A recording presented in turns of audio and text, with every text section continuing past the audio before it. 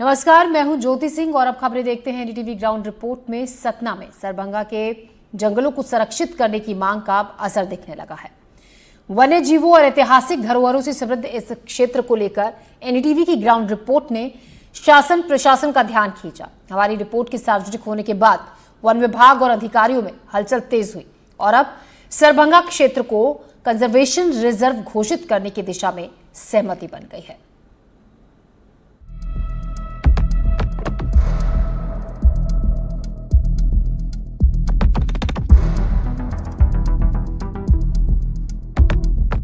सरभंगा परिक्षेत्र में वन प्राणी संरक्षण को लेकर चली आ रही लंबे समय से मांग अब पूरी होती दिखाई दे रही है।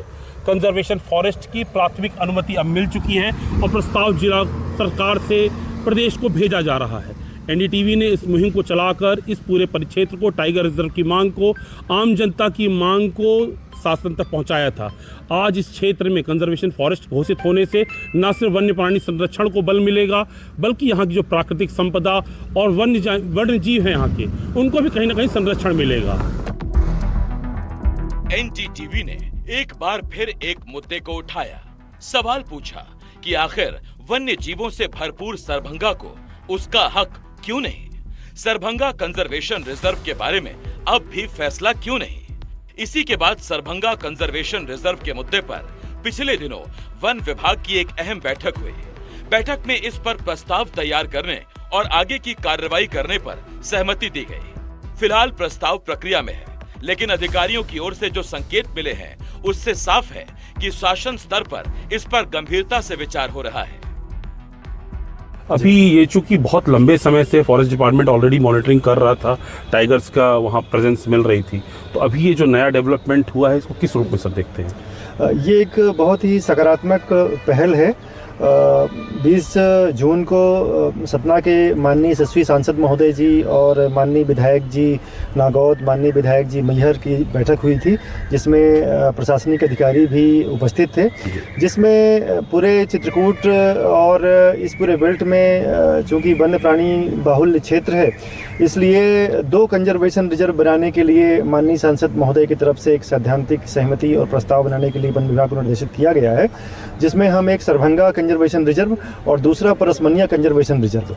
सरभंगा कंजर्वेशन रिजर्व मुख्य रूप से मझगवां, बरौंधा और चित्रकूट के वन क्षेत्रों को मिलाकर बनाया जाएगा, जो एक तरफ रानीपुर टाइगर रिजर्व और दूसरी तरफ पन्ना टाइगर रिजर्व के मध्य में स्थित है। वहीं दूसरी तरफ जो परसमनिया कंजर्वेशन रिजर्व है वो नागौद, उचेहरा और मैहर के वन क्षेत्रों को मिलाकर बनाया जाएगा। तो इसमें कहीं न कहीं जो हमारे वन्य प्राणी हैं जिनकी बाहुल्यता है, तो उनको इससे संरक्षण मिलेगा। प्रस्तावित कंजर्वेशन रिजर्व का दायरा करीब 540 वर्ग किलोमीटर होगा, जिसमें सरभंगा के घने जंगल, पर्वतीय श्रृंखलाएं, प्राकृतिक जल स्रोत और जैव विविधता से भरपूर इलाकों को शामिल किया जाएगा। क्षेत्र में बाघों की आवाजाही के प्रमाण पहले भी मिल चुके हैं। वन्य जीवों के लिए ये इलाका एक महत्वपूर्ण कॉरिडोर जोन की भूमिका निभाता है, जो पन्ना टाइगर रिजर्व और सतना चित्रकूट वन बेल्ट को जोड़ता है। रिजर्व के प्रस्ताव से ग्रामीणों में खुशी की लहर है, लेकिन वो अभी भी सरभंगा को पूर्ण अभयारण्य घोषित करने की मांग पर कायम है। उनका कहना है कि कंजर्वेशन रिजर्व अच्छा कदम है, लेकिन इससे पूर्ण सुरक्षा और इंफ्रास्ट्रक्चर का विकास नहीं हो सकेगा। ये सभी चीजें अभयारण्य की घोषणा के बाद ही संभव हैं। लोग इसे पहली सफलता मानते हैं, लेकिन ये भी कहना है कि टाइगर रिजर्व की मांग बनी रहेगी। वन विभाग के अधिकारियों का कहना है कि कंजर्वेशन रिजर्व की घोषणा पहला महत्वपूर्ण कदम है। इसके बाद अभयारण्य की दिशा में भी आगे बढ़ा जा सकता है। आप मेरे पीछे देख सकते हैं, सरभंग मुनि की आश्रम है। सरभंग मुनि का ये वो पौराणिक आश्रम है जिसकी उल्लेख लगातार हमारे जो पौराणिक कथाएं हैं, जो रामायण है, वाल्मीकि रामायण है, इन सब में मिलता है। तो सरभंग आश्रम, सुतीक्षण आश्रम, तमाम एक पौराणिक कथाओं का जो यहाँ उल्लेख है। अब हमारे साथ यहाँ के स्थानीय लोग हैं जो लंबे समय से इस मुद्दे पर न सिर्फ आंदोलन कर रहे थे, बल्कि वन्य प्राणी अभयारण्य के लिए एक तमाम प्रकार की सीरीज़ आप लोगों ने चला रखी थी। आशुतोष जी, अभी चूंकि इसे कंजर्वेशन फॉरेस्ट ग्रुप में मान्यता मिली है, इसे किस रूप में देखते हैं? ये जो कंजर्वेशन रिजर्व की अभी चर्चा सामने आई है, तो सबसे पहले तो मैं एनडीटीवी का धन्यवाद करूंगा अपने क्षेत्रवासियों की तरफ से, क्योंकि एनडीटीवी ने ही शुरू से लास्ट तक यहाँ से जिला प्रशासन, भोपाल और दिल्ली तक जो हमारी बात को पहुँचाने का काम किया है वो एनडीटीवी ने किया है। तो सबसे पहले मैं एनडीटीवी का धन्यवाद करना चाहता हूँ।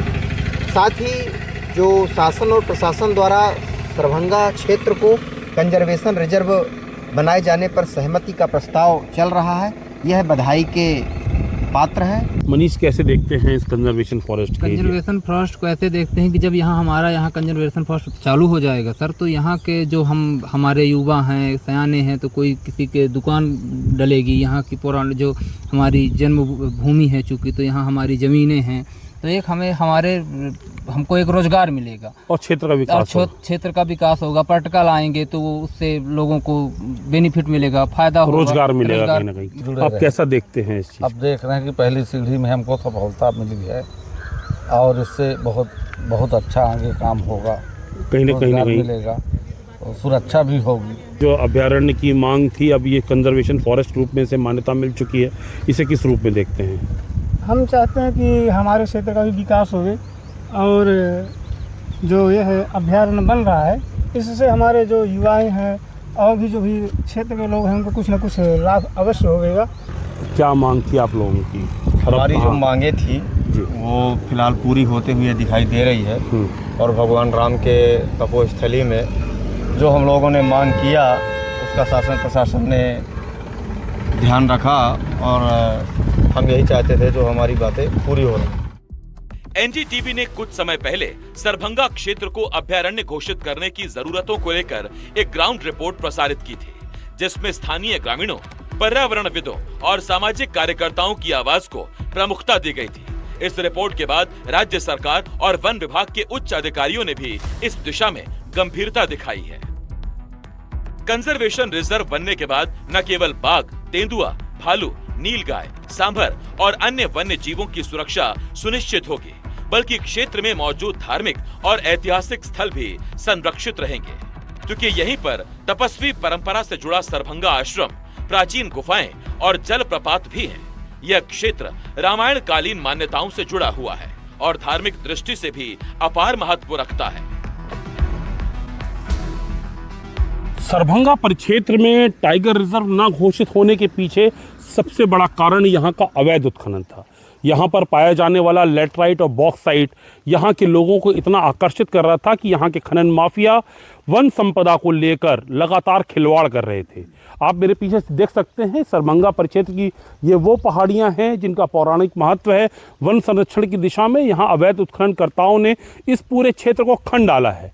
तो कहीं ना कहीं कंजर्व फॉरेस्ट घोषित होने से इस अवैध उत्खनन पर लगाम लगेगी और कहीं ना कहीं अब पौराणिक महत्व, वन संरक्षण और यहाँ की जो वन संपदा है उसको कहीं ना कहीं अब वास्तविक रूप में संरक्षण मिलेगा। सतना से ज्ञान शुक्ला, एनडीटीवी के लिए।